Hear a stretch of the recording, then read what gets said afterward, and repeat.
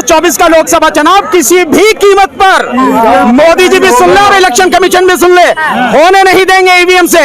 चुनाव होगा 2024 का तो केवल और केवल बैलेट पेपर से होगा, इसके अलावा चुनाव होगा नहीं। 2024 से पहले ईवीएम बैन हो जाएगी 100%। इस पूरी दुनिया को दिखाएंगे हम। अगर सरकार डर गई है तो रोक ले हमें। दुनिया को दिखाएंगे कि कैसे हैक होती है, कैसे इसकी प्रोग्रामिंग होती है। जो इलेक्शन कमिश्नर फॉर्मर हैं वो सब आरएसएस के दबाव में है। अपनी जबान बंद रखे, झूठ बोलना बंद करें। आरएसएस आतंकवादी संगठन है और सबसे बड़ी राजनीति, सबसे ज्यादा राजनीति आरएसएस ही करता है। ईडी के लोग, सीबीआई के लोग, इनकम टैक्स के लोग, ये पुलिस वाले सारे लोग क्या कर रहे हैं ये सब लोग। अरे इस देश की जनता से बड़ा कोई होता है क्या? लेकिन इलेक्शन कमीशन बड़ी हठधर्मिता पर अड़ा हुआ है। इलेक्शन कमीशन को भी अगर दबाव में है तो आजाद कराना उसको। ईवीएम पे पूरी दुनिया का भरोसा नहीं है और मोदी जी के ऊपर पूरे देश के लोगों को भरोसा नहीं है। हम ईवीएम से चुनाव होने क्यों देंगे? क्या कर रखा होगा अमित शाह साहब ने, क्या कर रखा होगा इलेक्शन कमीशन के साथ? मुझे मरवाने के लिए कोशिश कर रहे हैं, मुझे अरेस्ट कराने को डरते नहीं है वो। मोदी जी भी सुन ले और इलेक्शन कमीशन भी सुन ले, होने नहीं देंगे ईवीएम से।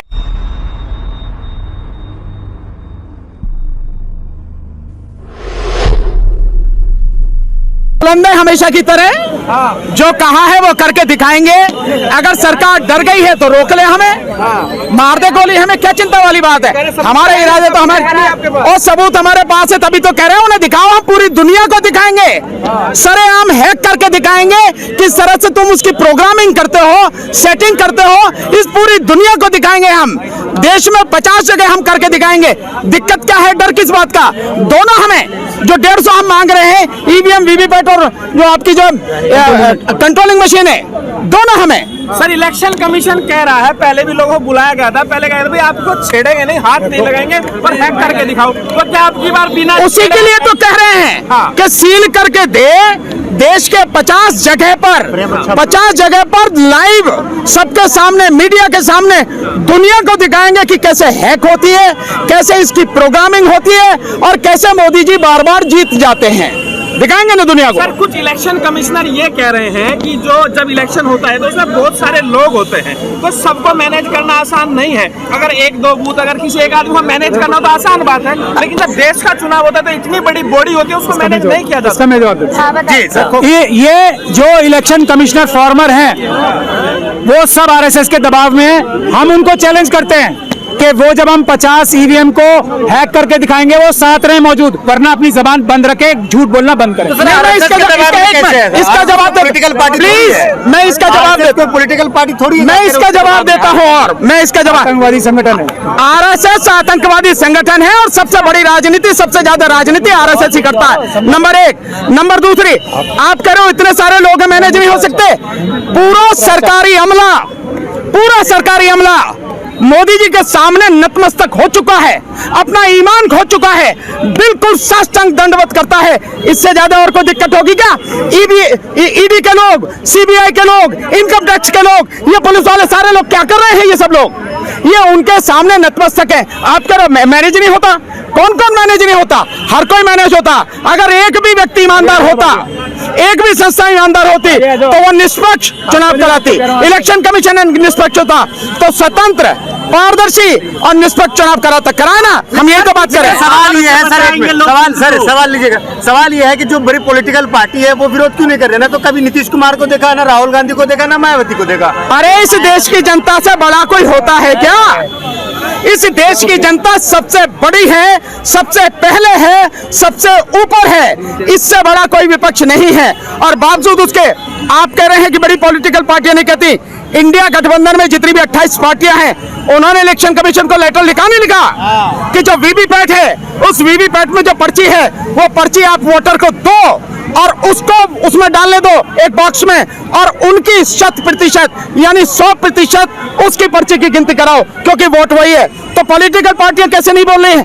बोल रही हैं पॉलिटिकल पार्टियां। और यही नहीं, सिविल सोसाइटी के लोग बोल रहे हैं। सिविल सोसाइटी के लोग, आपको मालूम है सिविल सोसाइटी ने जो बनाई है, एक कमीशन बनाया, citizen commission on election report EVM और वीवीपैट पे, उन्होंने 11 पेज की रिपोर्ट बनाई है जिसमें सुप्रीम कोर्ट के रिटायर्ड जज जस्टिस मदीन बी लोकुर उसके अध्यक्ष रहे हैं, और उसमें सुप्रीम कोर्ट के जजेस, हाई कोर्ट के रिटायर्ड जजेस, IAS officer, IPS officer, professors ये IIT एक्सपर्ट लोग हैं, उनकी पूरी रिपोर्टें निकाल के पढ़ो ना, उस पर नेट पर हासिल है। उन सबने 6,500 लोगों ने साइन करके इलेक्शन कमीशन को दी है। इलेक्शन कमीशन को लोगों को भी बुलाया, एक आदमी इलेक्शन कमीशन से आया, बाकी कोई नहीं आया। और वो रिपोर्ट जो है उस पे संज्ञान लेने को तैयार नहीं है इलेक्शन कमीशन। सिटीजन कमीशन के जो लोग हैं, जो सिविल सोसाइटी के लोग हैं, उनसे मिलने को तैयार नहीं है। तो जो सिविल सोसाइटी के लोग हैं, जो आम जनता है, जो पॉलिटिकल पार्टियां हैं, सभी इस आवाज को उठा रही हैं, लेकिन इलेक्शन कमीशन बड़ी हठधर्मिता पर अड़ा हुआ है। एक मिनट में ये और आपको बता दूं, आज का जो ये हालात नजर आ रहे हैं, इससे हमें ऐसा लग रहा है कि इलेक्शन कमीशन को भी मोदी जी ने और अमित शाह साहब ने कहीं बंदी तो नहीं बना रखा। वो हो सकता है मिलना चाह रहे हो इंडिया गठबंधन के लोगों से भी, वो हो सकता है सिविल सोसाइटी के जो अभी सिटीजन कमीशन जो बनी है मदन बी लोकुर साहब के सामने जो एक रिपोर्ट आई है, उनसे भी मिलना चाह रहे हो। लेकिन ईडी, सीबीआई, एनकाउंटर और पता नहीं कौन कौन से जज लोया के डर दिखा के इलेक्शन कमीशन को भी डरा रखा हो सकता है। आज ये बात साफ हो रही है कि इसी तरीके से जैसे हमें यहाँ पुलिस से दबाव बनाया जा रहा है, इलेक्शन कमीशन के ऊपर भी तो कहीं दबाव नहीं बना रखा अमित शाह साहब ने, मोदी जी ने। इस बात का भी आज खुलासा हो जाएगा। इलेक्शन कमीशन को भी अगर दबाव में है तो आजाद कराना उसको देश की जनता का काम है। आज हम इलेक्शन कमीशन को भी पुलिस के दबाव से, अमित शाह साहब के दबाव से, मोदी जी के दबाव से आजाद कराने निकले हैं। और अब मुझे लगता है वो मशीनें हमें आपको भरोसा किस चीज पे नहीं है? मोदी जी पे नहीं है, ईवीएम पे नहीं है? हमें दोनों पे नहीं है, दोनों पे ही नहीं है। ईवीएम पे देखिए, ईवीएम पे पूरी दुनिया का भरोसा नहीं है और मोदी जी के ऊपर पूरे देश के लोगों को भरोसा नहीं है। अब आप बताइए क्या बात चाहते हैं, आपसे पूछते हैं। सर 3 महीने बचा है चुनाव में, तो क्या लग रहा है 3 महीने के अंदर हट पाएगा? 3 मिनट के अंदर हट जाएगा। जनता चाहेगी तो 3 मिनट के अंदर हट जाएगा। पार्लियामेंट का सेशन कराया था ना, स्पेशल पार्लियामेंट का सेशन हुआ था ना नई पार्लियामेंट के लिए। कितनी देर लगती है? एक सेशन बुलाएं, थोड़ा सा ही तो अमेंडमेंट लाना है लॉ में, वो कर दें। और अमित शाह साहब तो कह रहे हैं, अभी ट्रांसपोर्टर्स को बेवकूफ नहीं बनाया उन्होंने कि हम जो राष्ट्रपति महोदय ने कानून पास कर दिया है उसको नोटिफाई करने से पहले उसमें चेंज ला देंगे, यही कह के तो ट्रांसपोर्टर्स को बेवकूफ बनाया। ट्रांसपोर्टर्स को यही कह के, बांग्लादेश की बात तो बाद में करूंगा, ट्रांसपोर्टर्स को बेवकूफ यही तो कह के बनाया है कि हमने जो पार्लियामेंट में लॉ पास हुआ है, प्रेसिडेंट साहिबा ने जिसपे मोहर लगा दी है, नोटिफाई करने से पहले हम उनसे बात करके उसको चेंज कर देंगे। तो ऐसा तो बेवकूफ बनाने का काम करते हैं। आप बताइए बांग्लादेश का क्या? वहाँ पर विपक्ष आरोप लगा रहा है कि धांधली हो रही है और हम बाइकआउट कर रहे हैं, तो विपक्ष ने बाइकआउट कर दिया चुनाव का। तो अगर ईवीएम से चुनाव होता है तो क्या आप अपील करेंगे कि बाइकआउट किया जाए? हम होने क्यों देंगे? भानु जी ने भी और हमने बताया नहीं है, हम ईवीएम से चुनाव होने क्यों देंगे? देश की जनता ईवीएम से चुनाव होने क्यों देगी? नहीं होने देगी।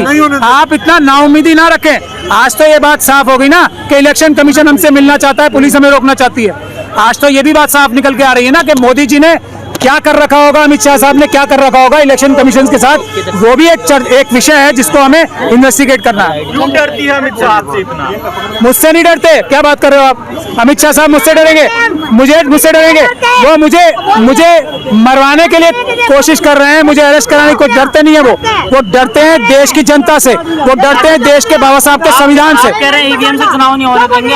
8 लाख मशीनों का, नई मशीनों का ऑर्डर कराया है इलेक्शन कमीशन ऑफ इंडिया ने।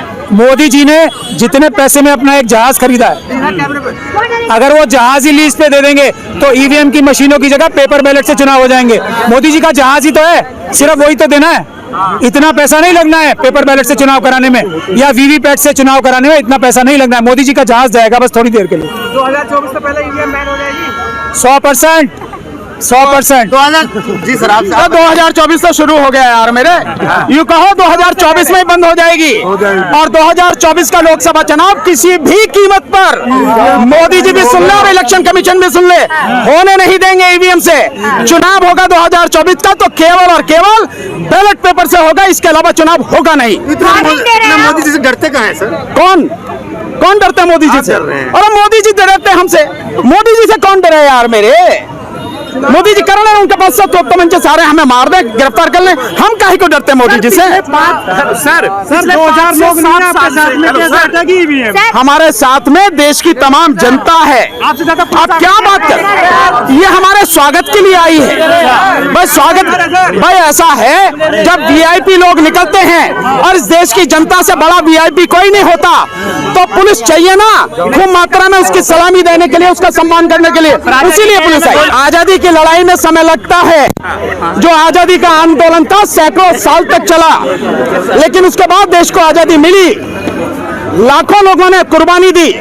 अगर इस ईवीएम से निजात दिलाने के लिए, इस मोदी सत्ता से निजात दिलाने के लिए हम सारे के सारे लोग बलिदान भी हो जाएं, हमारी कुर्बानी भी हो जाए, कोई दिक्कत नहीं, और भी अगर कुछ समय लग जाए कोई दिक्कत नहीं, लेकिन इस देश को बचाना जरूरी है, इस देश के संविधान को बचाना जरूरी है, इस देश के लोकतंत्र को बचाना जरूरी है, और सबसे ज्यादा इस देश की जनता को, हमारी जो पीढ़ी है आने वाली, उसके भविष्य को, अपनी औलाद को बचाना जरूरी है। इसलिए लड़ाई चले। राहुल गांधी बात जोड़ रहे हैं। आप एक मिनट, कितना सपोर्ट मिल रहा है इसका उदाहरण बता देता हूं। आप सब मीडिया के साथी हो, आप अपने चैनल्स पे देखो कितने लोग देख रहे हैं और कितने लाइक कर रहे हैं और कितने जो कमेंट आ रहे हैं। एक बात, दूसरी बात, ये जो अभी ड्राइवरों के पक्ष में मैंने बोला है ना, 3 करोड़ से ज्यादा लोग देख चुके हैं, 15 लाख से ज्यादा लोगों ने लाइक किया है, और 7.5 लोगों ने 1700 लोग 1,70,000 लोगों ने उसको शेयर किया है। इसके अलावा और भी कोई जरूरत है? इतना मैं चैलेंज कर रहा हूं आज की तारीख में, अगर इतने लोग मोदी जी को देखते हो, मोदी जी को लाइक करते हो, कमेंट करते हो, तो मैं हमेशा के लिए राजनीति छोड़ दूंगा।